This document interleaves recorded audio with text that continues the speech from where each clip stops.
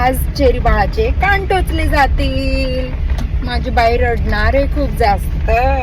रडायचे नाही हा mamma. Cherry मा रडायचे नाही हा बाळा.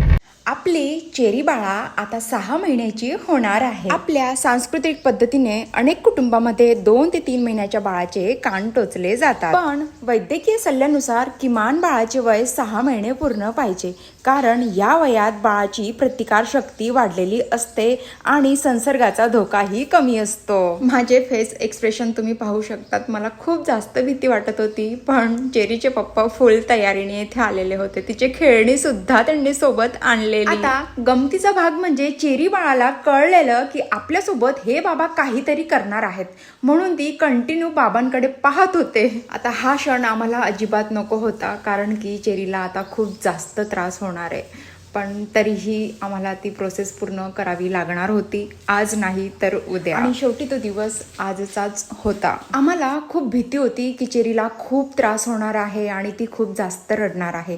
रडली तेवढं मात्र खरं आहे, पण त्यानंतर ती खूप फ्रेश होते. म्हणून तुम्ही जर नंदुरबारमधून असाल तर दीनानाथ ज्वेलर्समधूनच तुमच्या बाळाचे कान टोचा.